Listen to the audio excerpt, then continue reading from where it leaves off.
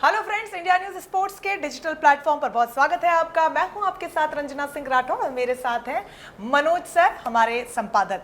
Sir, सबसे पहले चूंकि लगातार हम डिस्कशन करते ही रहे हैं और आज का जो टॉपिक है वो ऑन अ ब्रॉडर स्केल बहुत ज़्यादा महत्वपूर्ण इसलिए हो जाता है क्योंकि जब बात आती है यहाँ पर सिलेक्शन की, एक टीम में प्लेइंग 11 के सिलेक्शन की, तो कई ऐसे इंपॉर्टेंट फैक्टर्स हैं जिनको ध्यान में रखा जाता है। सबसे पहले तो मैं चाहूंगी कि दर्शकों से उन इंपॉर्टेंट फैक्टर्स को थोड़ा ब्रीफ में आप साझा करें। देखिए, सबसे बड़ा इंपॉर्टेंट फैक्टर तो यही है कि आपके बीच में तालमेल बना रहे। आपके बीच में का मेरा यहाँ मतलब है सिलेक्टर्स और टीम मैनेजमेंट के बीच में, क्योंकि टीम मैनेजमेंट उस खिलाड़ी को खिलाना चाहता है जिसको वो रखना चाहता है अपना, जिनका उन पे भरोसा होता है। लेकिन सिलेक्टर्स बहुत सारे मापदंडों पर टीम का चयन करते हैं, इसीलिए दोनों के बीच में अक्सर 36 का आंकड़ा देखने को मिलता है। इसी का हाल ही में एक उदाहरण भी देखने को मिला है जहां पर पृथ्वी शॉ को टीम का हिस्सा बनाने की कोशिश पूरी की जा रही थी, लेकिन इन सब के बीच श्रीलंका दौरे पर वो है क्योंकि शुभमन गिल जैसे इंजर्ड हुए हैं तो उनका एक रिप्लेसमेंट के तौर पर उनको देखा जा रहा था, लेकिन अभी तक टीम का हिस्सा वो नहीं बन पाए। जी हाँ, पृथ्वी शॉ का परफॉर्मेंस देखा जाए तो बहुत ही आला दर्जे का रहा है, लेकिन सिलेक्टर्स ने ये पाया कि इनको क्यों ना वनडे क्रिकेट में मौका दिया जाए। जब वहां पर शुभमन गिल मौजूद हैं, वो इंजर्ड हो गए, वो अलग है, वहां जाकर इंजर्ड हुए हैं, और उसके अलावा मयंक अग्रवाल मौजूद हैं, ईश्वरन मौजूद हैं, तो और केएल राहुल मौजूद हैं, तो क्या जरूरत है। सिलेक्टर अपनी जगह पे ठीक है, लेकिन टीम मैनेजमेंट को भरोसा है पृथ्वी शॉ पर और या देवदत्त पड्डीकल पर, क्योंकि वो भी बाएं हाथ के बल्लेबाज हैं और बाएं हाथ के बल्लेबाज जो हैं खासकर शिखर धवन की कमी को पूरा करते हैं। शिखर धवन टीम में अब नहीं है टेस्ट क्रिकेट में, तो उसको कम मुझे लगता है विराट कोहली उनको उनके रिप्लेसमेंट के तौर पर देख रहे हैं। उनको बहुत बारीकी से उनको देखा भी है उन्होंने, खासकर आरसीबी के नेट्स पर, क्योंकि आरसीबी की ओर से खेलते हैं देवदत्त पड्डीकल। मनोज जी, ऐसे में खबर ये भी सामने आ रही है कि टीम प्रबंधन की तौर से उनकी तरफ से एक पत्र भी लिखा गया, लेकिन चेतन शर्मा की तरफ से कोई भी इसको लेकर अभी तक कोई खास रेस्पॉन्स नहीं आया है। कोई रिस्पॉन्स नहीं आया। ये बहुत शाश्वत समस्या है। ये जब तक क्रिकेट के क्रेजी लोग रहेंगे, या ये कहिए कि हर टीम जीतने के लिए खेलती है, सिलेक्टर्स उसका श्रेय लेते हैं, टीम प्रबंधन अपना श्रेय लेते हैं। लेकिन सवाल इसको लेकर भी खड़े हो रहे हैं, एक तो उन्होंने रेस्पॉन्ड नहीं किया क्योंकि बहुत ज्यादा जरूरी है, जैसा कि जिक्र शुरुआत में आपने कर दिया था, एक तालमेल और एक बैलेंस होना चाहिए एक अच्छी टीम को यहाँ पर बनाने के लिए। दूसरा सवाल ये भी खड़ा हो रहा है, ईश्वरन को जिस तरीके से स्टैंड बाय में रखा गया है उसको लेकर भी लगातार क्वेश्चंस उठ रहे हैं। उसको इसलिए उठ रहे हैं सवाल कि ईश्वरन का जो प्रदर्शन है ना, अगर उसकी तुलना आप देवदत्त पड्डीकल से या पृथ्वी शॉ से करेंगे, तो करंट परफॉर्मेंस या करंट सिनेरियो में पृथ्वी शॉ उन पर भारी पड़ते हैं। तो उनको टेस्ट क्रिकेट में क्यों ना आजमाया जाए। जब आप अच्छा प्रदर्शन कर रहे हैं तो वनडे में या T20 में, और वो भी श्रीलंका के खिलाफ आप उनको आजमा रहे हैं, तो टीम प्रबंधन चाहता है कि उनको अपनी टीम में रखना, अपने साथ रखना, क्योंकि इस वक्त उनको लगता है केएल राहुल उस लेवल पे काफ़ी समय हो गया उनको टेस्ट क्रिकेट खेले हुए। मयंक अग्रवाल भी पिछले कई पारियों से असफल रहे हैं। तो यहाँ अगर मुझे उदाहरण याद आता है, 1900 बहुत पुराना है, हम भी पैदा नहीं हुए थे तब तक, तो लाला अमरनाथ, मोहिंदर और को तो हमने देखा, सुरेंद्र अमरनाथ को देखा, वो सिलेक्टर बने, सिलेक्शन कमेटी के चीफ बने। कानपुर में टेस्ट था, रिची बेनो की टीम आई थी यहाँ, तो उन्होंने एक जस्सू पटेल को टीम में शामिल किया, ऑफ स्पिनर, जिनको कोई नहीं जानता था, और 3 साल हो गए थे उनको टेस्ट क्रिकेट खेले हुए, बहुत कम लोग जानते थे, और उनको मौका मिला। एक कृपाल सिंह अनुभवी खिलाड़ी थे, उनको उन्होंने साइडलाइन किया, और उस खिलाड़ी ने आकर पहली पारी में 9 विकेट लिए, दूसरी पारी में 5 विकेट लिए और मैच जिता दिया भारत को। बिल्कुल, तो ये डाइसी हो सकता है कि वो कहते हैं ना कि रिस्क आप ले रहे हैं, it could be either positive और नेगेटिव एज वेल, लेकिन बहुत ज़्यादा समझना इस वक्त हमें ये भी शायद सर ज़रूरी है कि जिस तरीके से वर्ल्ड टेस्ट चैंपियनशिप के फाइनल में परफॉर्मेंसेस हमने देखी, तो यहाँ से मैं समझती हूँ कि टीम प्रबंधन और विराट कोहली भी कोई रिस्क नहीं लेना चाहेंगे, और यही वजह है कि ये बड़ी अपील उनकी तरफ से की गई है, पत्र भी लिखा गया।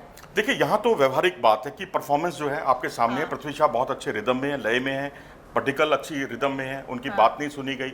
लेकिन हर कप्तान के ना अपनी पसंद के कुछ खिलाड़ी होते हैं। अब जैसे जसप्रीत बुमराह है, या पहले वरुण अरन थे, या फिर मोहम्मद सिराज हैं, ये सब विराट कोहली के बहुत प्रिय खिलाड़ी रहे हैं। अगर आप महेंद्र सिंह धोनी देखेंगे, उनको आरपी सिंह बहुत पसंद थे, उनको सुरेश रैना बहुत पसंद थे, अश्विन बहुत पसंद थे, जडेजा बहुत पसंद थे, के साथ एक पर्सनल कनेक्ट भी हो जाता है। सौरभ गांगुली को देखिए, उनको उन्होंने रिसर्च की अपनी अच्छी खासी और ओपनिंग करवा दी वीरेंद्र सहवाग को, और वो उसमें चल निकले। जहीर खान, हरभजन सिंह तो साफ कहते हैं कि सिलेक्टर्स तो उनको पहले से तोले हुए थे बाहर करने के लिए। अगर दादा ना होते तो वो इतना लंबा करियर पूरा स्क्वाड सा बन जाता है, एक परिवार सा बन जाता है जब आप लंबे दौर से साथ में खेलते हुए आते हैं। लेकिन अब चूंकि सिलेक्शन कमेटी का रिस्पॉन्स अभी तक नहीं आया, क्या ऑप्शन यहाँ से टीम प्रबंधन के पास बचता है, क्योंकि अभी भी इंग्लैंड के साथ जो टेस्ट सीरीज होनी है उसमें वक्त है? बहुत कुछ निर्भर करेगा बीसीसीआई क्या सोचता है इस बारे में। क्या बीसीसीआई अब इस पर कोई अपनी तरफ से कोई पहल करेगा? अगर पहल करेगा तो इसे एक सिलेक्शन कमेटी के अंदरूनी मामलों में हस्तक्षेप भी माना जा सकता है। तो ये एक मुझे लगता है गरिमा इसी में रहेगी कि मयंक अग्रवाल को आप वहाँ चांस दीजिए, और पृथ्वी शाह को अगर सिलेक्टर्स नहीं चुनकर दे रहे हैं टीम में आपको, तो आप उसी पर, जो आपके पास है उसी पर आप भरोसा कीजिए। लेकिन ये पहली बार नहीं हुआ है मनोज जी, ऐसे हमने प्रीवियस मैचेस में या फिर यूं कहें कि जो लंबे दौर से क्रिकेट चला आ रहा है, कई दफा ऐसे मौके हमने देखे हैं जहां पर इस तरीके की सिचुएशंस आई हैं। लेकिन अब चूंकि क्रिकेट का स्वरूप बहुत ज्यादा बदला है और प्लेयर्स के खेलने का तरीका भी बहुत ज्यादा बदला है, तो क्या लगता है आपको कि यहाँ से वो कौन से इंपॉर्टेंट की पॉइंट्स होने चाहिए जब सिलेक्शन एक प्लेयर का होता है, तो उसको उसी वक्त ध्यान में रखा जाए?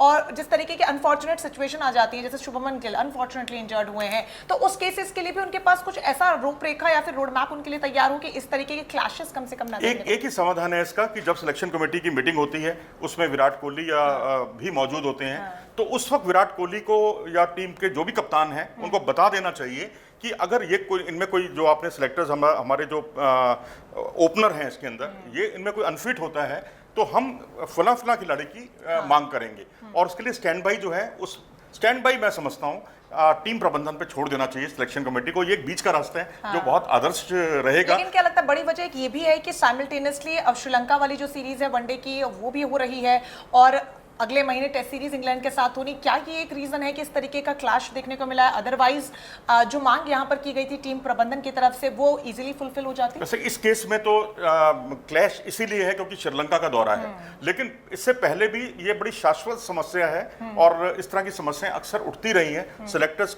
और ये जो टीम प्रबंधन है कई बार एक पेज पे नहीं होते। 2019 का वर्ल्ड कप याद कीजिए, शिखर धवन को लेकर टीम मैनेजमेंट चाहता था कि उनको वेट एंड वॉच की पॉलिसी पे चला जाए, उनके अंगूठे में इंजरी थी, उनको रखा जाए, लेकिन तुरंत सिलेक्शन कमेटी चाहती थी कि उनको बुला लिया जाए। बिल्कुल, बहुत ज्यादा महत्वपूर्ण होता है सर ये कि एक सामंजस्य बिठाया जाए, क्योंकि ये छोटे छोटे क्लैशेस जरूर हैं लेकिन इनका बड़ा इंपैक्ट भी देखने को मिल सकता है, क्योंकि कप्तान भी डायरेक्टली इसमें इन्वॉल्व है और कप्तान को जाके फिर मैच भी खेलना, अपना परफॉर्मेंस भी देना है, और एक जो बैलेंस होता है, एक जो हेल्दी रिलेशनशिप होता है उसे भी मेंटेन रखना है, तो कहीं ना कहीं गेम को भी अफेक्ट करता है। और एज अ फैन हम भी नहीं चाहेंगे कि बिल्कुल अफेक्ट हो, और हमारे दर्शकों से भी पूछ लेते कि उनकी इस पर क्या राय है। आपको क्या लगता है कि जिस तरीके का क्लैश देखने को मिल रहा है या फिर जो रेस्पॉन्स नहीं मिला है वो सही है, क्योंकि दोनों ही दौरे अपने आप में बहुत इंपॉर्टेंट है, या फिर चूंकि विराट कोहली ने इसको लेकर समर्थन दिया है और पृथ्वी शॉ के नाम को लेकर लेटर को आगे भेजा गया है, तो क्या वो सही डिसीजन है? कमेंट बॉक्स में कमेंट करके अपनी राय जरूर बताइए, और हाँ, ऐसी तमाम स्पोर्ट्स से जुड़ी अपडेट्स के लिए हमारे चैनल को सब्सक्राइब करना ना भूलें। मनोज जी, लाइक करने के लिए लाइक कीजिए और बेल आइकन बजाना ना भूलिएगा। नमस्कार। ज्यादा से ज्यादा शेयर कीजिए। धन्यवाद। Thank you.